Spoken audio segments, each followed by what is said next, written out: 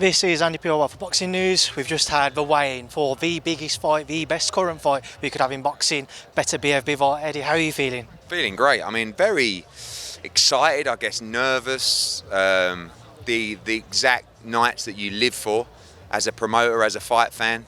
And just a wonderful fight. Some brilliant fights on the card, I've got to say. But of course, the main event, I can't, I know it sounds like I drop names when I do this, but Shakur Stevenson messaged me just before the weigh, and he's like, and I know he's picked Bivol, but he's like, he messaged me, he goes, I just don't know about this, mate. I'm like, I don't know about it either, But they're the fights, aren't they, that just, like, we live for. So tomorrow night will be incredible.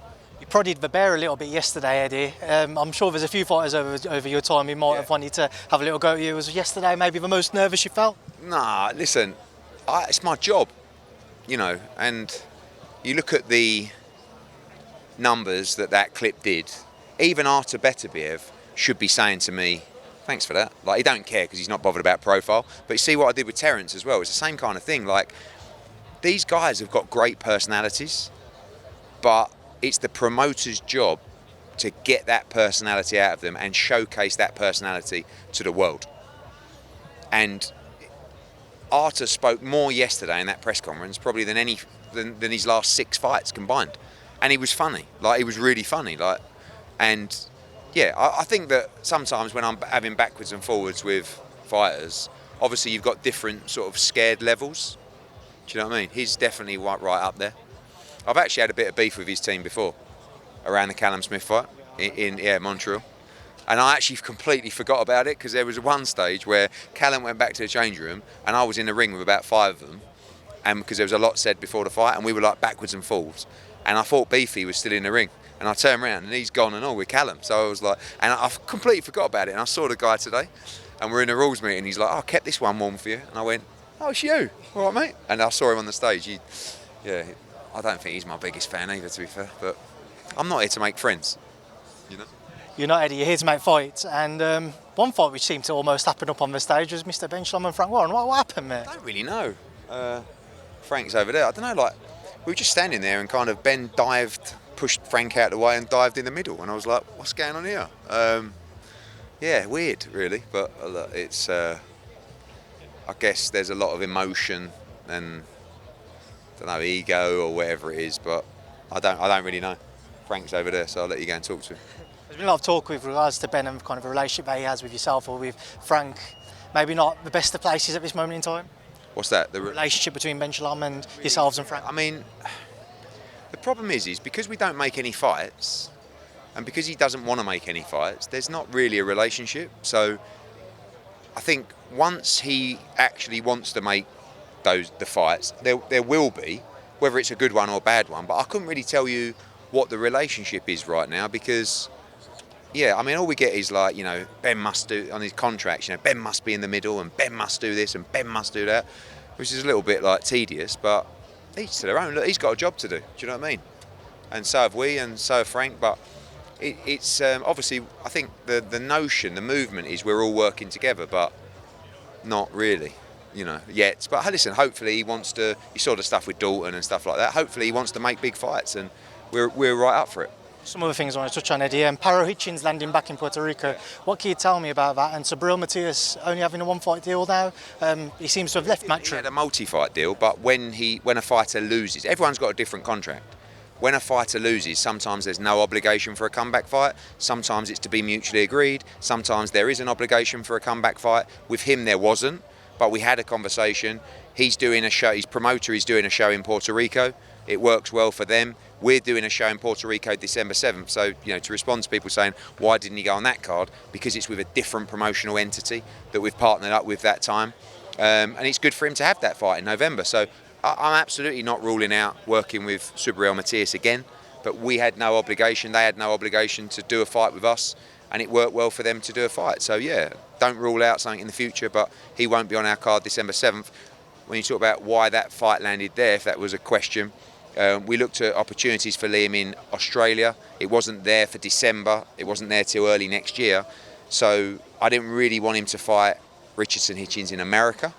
especially after the job that he just went and done on his travels. And we received a significant site fee from Puerto Rico and the government to stage a big night at the Cholo with a big Puerto Rican undercard as well. So just financially, it meant we could pay Paro really well, we could pay Richards and Hitchins what he wants, and we can deliver a big crowd in Puerto Rico again. It's a very vibrant market. From what's been reported and from what Paro said, how much did Devin Haney outprice himself from potentially facing Paro? Honestly, we didn't really get that far because we probably didn't need to. We just, I know the numbers that Devin would want, and I don't blame. He's made a lot of money in his career. You know, he's got a price in his head that he deserves for fights, and we weren't really that close. There was no official offer made to Devin Haney. But I think given the revenue for the fight, I don't think it was possible. So it was reported Teofimo Lopez has reportedly sent a legal letter to Bob Arum, Top Rank. If that's deemed to be true, if there's an issue going on there, conversations for yourself to be had if he was to become a free agent? Yeah, I mean, obviously Shakur's left Top Rank. I think Teofimo going would not be good at all for the company. I think he's a fantastic fighter, and we haven't always got on. I've never really understood why, because You weren't happy around yeah, but I mean, he lost a close decision that most people thought he lost, and blame me. I didn't even have George Kambosos. I mean, like, if it was my fighter, then okay, I could understand you having the hump, even though it's not justified. But he's not even my fighter, and I actually really like Teofimo Lopez. I think he's a little bit mad, and I think his dad's a little bit mad, but that's good, isn't it? I mean, he's a character. And by the way, you know, he beat Josh Taylor. He beat Lomachenko, and he's a very good fighter. And there's some massive fights out there for Teofimo Lopez, particularly in Riyadh season. So, you know, if the question is, if Teofimo is a free agent, would you be interested? Absolutely. He's a top fighter. Usyk-Fury 2 card was announced, Eddie, and an unbelievable co-main in Madrimov versus Boachuk. Yeah, I mean, a real risky fight for both, to be honest with you. I have to take my hat off to both, because I felt Pogačić beat Virgil Ortiz. I felt Madrimov beat Crawford, but whatever way you want to look at it, it was very close. And now they're risking it all in a 50-50 fight, and that has to be admired. I think it's one of the best fights in the division on what will be a great night, December 21. I just want to end on Benavidez Morrell. What do you make of that? I can't, listen, I'll give massive props to Benavidez, because I've rated Morrell very highly for a long time. In Los Angeles, I got to watch him up close, and I really wasn't impressed with what I saw, but I just think he had an off night. He's a very good fighter, and Benavidez really doesn't need to be taking that fight, but he is. So listen, big respect to David Benavidez. That's a great fight, and we want to see great fights. I hope there's more fighters like David Benavidez that said, no, I'll back myself. I don't give a fuck about Morrell. I know everyone rates him and he's this Cuban killer. I'll beat him. Get me in with him. Fair play. Well done, David Benavidez. Tell everyone what happens tomorrow night, Eddie. What happens tomorrow night is just a fantastic card from top to bottom. Ben Whittaker against Liam Cameron. I like both guys, actually. I really think Ben, one day, obviously, when he comes over, he's going to be a massive star. And Liam Cameron's such a nice bloke. First ever female world championship fight. Sky Nicholson against Raven Chapman. Great fight. Matchroom against Queensbury. Come on. Let's get one on the board. Jai Opataya against Jack Massey. I actually think this is going to be a very, very good fight. Jack Massey's a handful. Tough man. Very nice man as well. Wish him everybody the best. Eubank against Zerameta. Honestly, don't be surprised to see Eubank struggle in that fight. Like, Zerameta is British level, and I'm not sure how many levels Chris is beyond that, especially coming back after 12 months out. Expect fireworks from Conor Benn. Sorry, Hannah, I don't mean to interrupt. Eubank, the altercation earlier, what was the situation with that? And is there a fight being spoken about? No, we were standing at the coffee stand, having a coffee. Conor was being interviewed by IFL. And he walked past, and obviously, what do you think is going to happen? Like, he just went over, and that's what's going to happen. And what is probably what will happen tomorrow night, as well. Fraser against Fabio Wardley. Wow, what a fight! I was going with Fabio. Don't know. Really interesting. As is the main event, Bivol Beterbiev. In my mind, Bivol outboxes this guy, but it's going to be very difficult. It's a pure 50-50 fight. Good luck to everybody. Go out there and take the opportunity with both hands. I think the great thing about sport is your opportunity to perform on the night. You know, I've seen a lot of fighters go into that arena and just walk around tonight, and they're all like, they're living a dream. And life is about living a dream, achieving everything you can out of your position. And I was going to say I'm jealous of them. Not sure, because they've got to go and do a tough job tomorrow night. But you know what I mean? Like, imagine that buzz.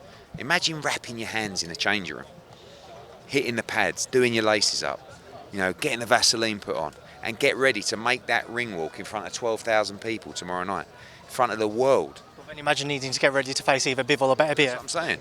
But you know when Bivol's they're ice cold, Andy. It's what they do.